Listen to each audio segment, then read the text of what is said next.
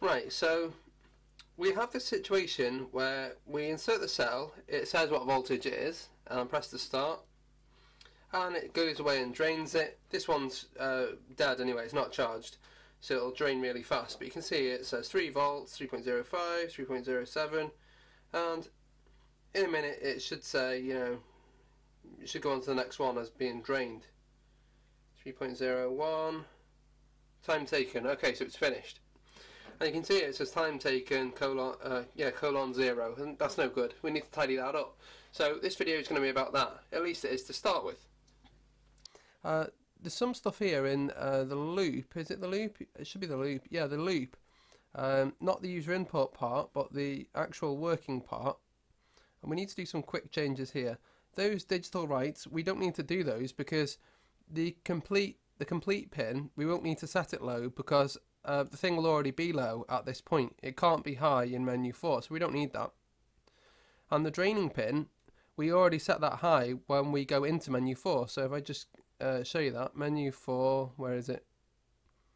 Turn load on, and that turns the LED on high, so that doesn't need to be there either.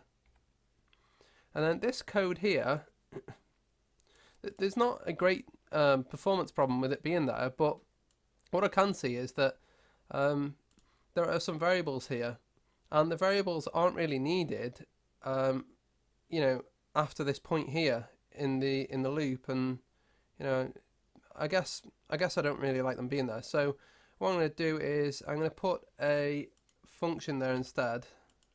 So what should this thing be called? I don't know. Drain logic or something like that. What are we actually doing here? Well, we're taking a sample and then we're updating menu 4. So I don't know. Drain screen sample, I suppose. It's a bit of a weird name, but alright. And let's take all this logic here and move it out. So I'll take that over there. No, that might as well go. So it just makes it a little bit easier to see. And then over here, void drain screen sample. That's such a bad name. But anyway, put that down there and then paste. Okay. We also don't need this. Don't need that there. And we don't need that. So we should be good there now. Drain screen sample. Makes the code a little bit easier to understand. So now I'm looking at display menu 5, and this is where the majority of the work needs to take place really. So if you remember rightly, in the last video I actually removed average amperage from another place. I think it might have been in the loop or somewhere like that. But now we need to repair that and get it working again. So there's a variable up here called some amperage, there it is. And the way this works is that well, it's all the samples summed together, so all added together. And what we're going to do is we're going to get all the sum samples that are added together, and we're going to divide them by the amount of samples. So let me just find where we are. So we want to divide by the amount of samples. Now really what you should probably do is every time you take a sample, you should probably increment, I don't know, a number, an integer with, integer plus plus or whatever, but I haven't done that. But it's not too difficult to find out the amount of samples anyway, because there's one sample every duration second. So I'm just going to do sum average divided by duration seconds, and that should work. Right, so we'll have the average amperage now. And what else are we going to do? This is messed up. That needs to say 16. This is the horizontal position of these labels, if you like. So Control T, Control S. And I've got an error. So it says current time was not declared in this scope. And you can see there that I'm doing current time divided by 1000, and I'm doing some different stuff with it. So I'm displaying it to the screen and whatever. So into current time. Does that make sense? Current time. What exactly is current time? Let's see. It's an unsigned long. Okay, so should we get rid of it maybe? Let's have a look. Where else is it used? Oh, it's used here as well. So, okay. what I was saying here is only call it if you know, if the time is right. But actually, I'm going to take that out. I'm going to call this function anyway. So whether it's, you know, whether we need to call it or not, we're going to call it, and then I'll get this if statement to basically switch it off if we don't need to call it. So that kind of, well, I hope that makes sense. And what it means is that we don't need this in here. We don't need this unsigned long thing in the loop. So that's good. And we do need it here instead. Okay, at this point now, I'd usually upload the thing and show you, you know, show you the progress, but I'm not going to do it at the moment. And the reason being is because, you know, it's highly likely that we're going to start having big problems about now. And that's because if you see here, we've got low memory available, and it's pretty critical right now. We've got 277 bytes left of SRAM, and you know, that's going to be a big problem. So let's sort this out first. To start with, not that this will actually sort the SRAM problem out, but to start with, we don't need these. YSA2C, which we don't use, and Adafruit graphics. To be quite frank, I don't really know what that is, but I don't think we need it. It's something to do with the display, but I don't think we need it. So get rid of that. Then, the next thing I want to do is, everywhere you can see serial println, or serial print or whatever, I'm going to comment those out. I won't go into the reason why, but basically it just saves SRAM. So wherever we can see serial println, like there for example, that will save us a few bytes. Not many bytes, but you know, enough to be important, because we've only got 277. So serial println, serial println, serial println, println. Comment those out. And any more around here? No, that's about it. So I'm going to Control and R, and you should see that this will go up. So leave 277 bytes. My guess is we'll probably have about, I don't know, 250, well, probably get about 350 now, maybe, something like that. 350 bytes free, so we'll see. And then when we've done that, I'll move on to the next thing. Right, so, oh yeah, okay, 340, so that's a lot better, but it's still quite low. So the next thing I'm going to do is we're going to go to any other, anywhere else where there's text, because text is a big user of memory. So display println hello. Now there's a little trick that you can do with this thing. It's kind of hard to explain, and to be honest, I don't know, you know, the whole detail about this thing. But from what I gather, this is initially stored into flash. Well, of course it must do, because it's, you know, it's going to be flashed onto the chip somehow, so it's going to be stored there. But then when you come to display it, that gets copied over into here, into the SRAM. But there's no point in doing that. Why do we need to do that? We might as well just read it from the flash. So let's find a serial. Well, actually, no serial println. I will do it here after all. So we type in f open bracket, and basically do this for anywhere where there's text. And what it means is basically don't load it into the SRAM. So anywhere we can see that, like there for example, and there. Anywhere else? Yeah, there's loads of spaces, so let's go there as well. Oops, can't be many more now. Oh, there's one there as well, so there, and there.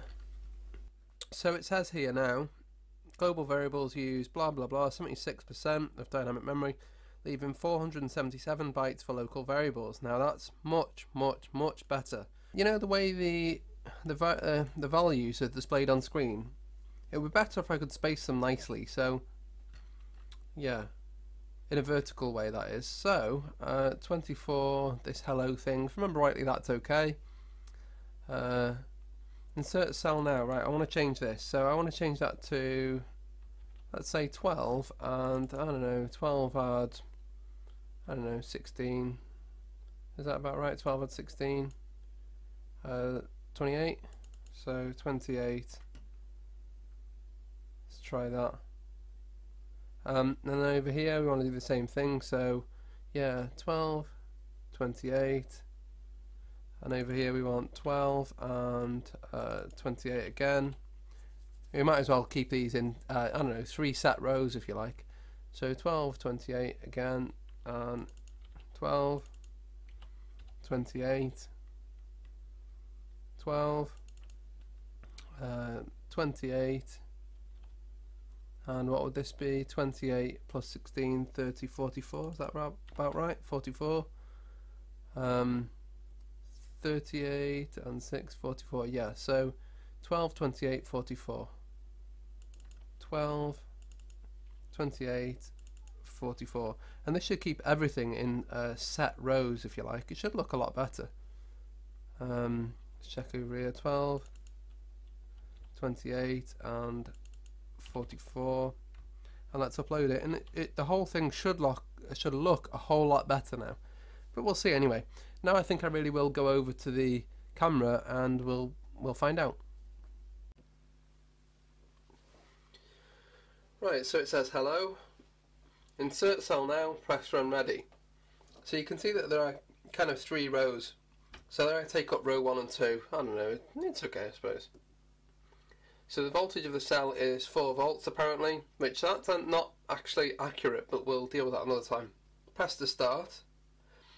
Now this thing is not a good cell, so yeah, it's going to drain extremely quickly. But yeah, it's actually not 4 volts, it's like 3.7 or something like that. But anyway, let's go.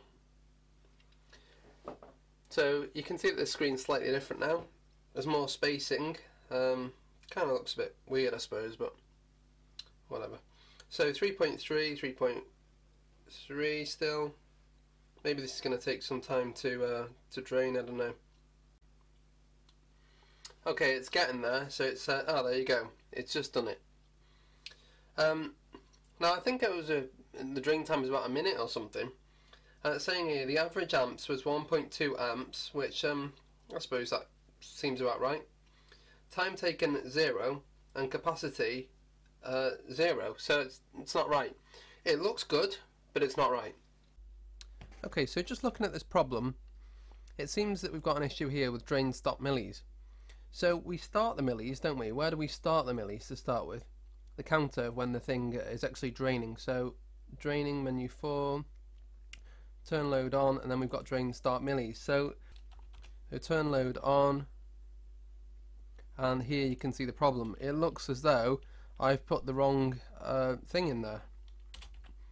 So that should be drain start millis. So but there's more to it than that as well. In fact, there's a different way of doing this. See, turn load on, you can either give it true or false. So, I could put it in completed. I could put stop in completed when that's true. There's different ways of doing it. I'll tell you what, I'll cut that out for now. And we'll say in here, turn load on. If on, then, well, you know, if on, that. It's pretty straightforward. Let's get rid of all those spaces there. And control R that too. And I'm thinking, do I put it in completed or not? It doesn't really matter. So I'll tell you what. If it's on, we'll do that. Else, if it's off, we'll do the opposite. So if we come to turn the load on, then drain start millis equals whatever it is now. If we turn the load off, then the stop time becomes now. That seems to make sense, doesn't it? So stop. And this may magically fix our problem. So Control S, Control T. So so turn the load off, which will set the you know, the stop time, drain stop millis, and then we're saying drain stop, take away the drain start, blah blah blah. So yeah, it should work. Time, and we've got here average amps, which is the average amperage, which we work out here, which seems to be okay. time taken in minutes. Now that's no good, is it? We'll have duration minutes, and then after that we'll have seconds. So let's do this. Let's say time taken, duration minutes. I don't know. Should we write? Yeah, we'll write mins, and then we'll have seconds as well. So let's put this here, and then we'll have oh no, I suppose that will be alright. So we'll have so many min and so many seconds. Now I'll need to change this of course in a second, but we can't actually, well, it's not actually that simple, because over here we've got total seconds and then minutes is derived from that. So we need to change that to start with. So total seconds, and that needs to go there. Is there anywhere else that use seconds? No, that's good. So total seconds, oh there of course. So here we've got minutes as integer, which is the duration total seconds divided by 60. So that's the amount of minutes, but of course that doesn't cater for the remainder of seconds. So, you know, if you have 90 seconds, how many minutes? Well, that's 1 minute, but it's actually in decimal, it's 1.5, but you know, whatever. So what we need to do here is we need something that's the remainder of seconds. So we want I don't know, let's say duration, what would we call this?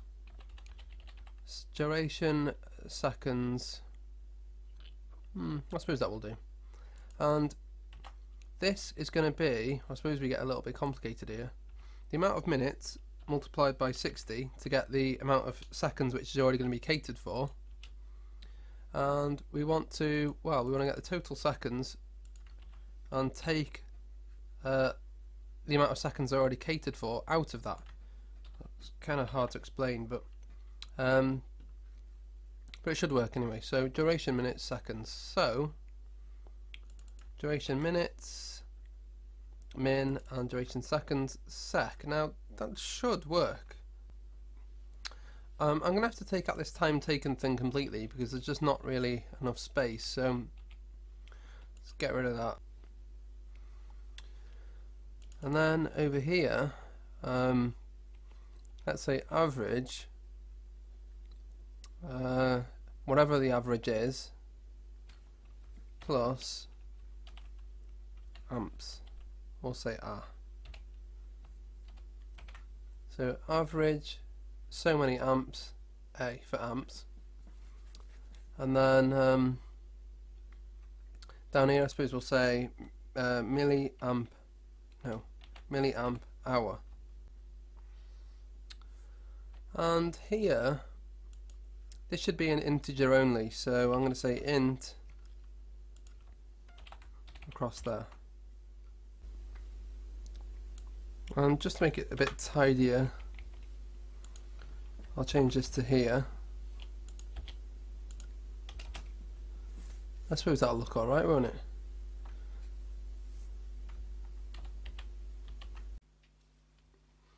Okay, now let's see how it works.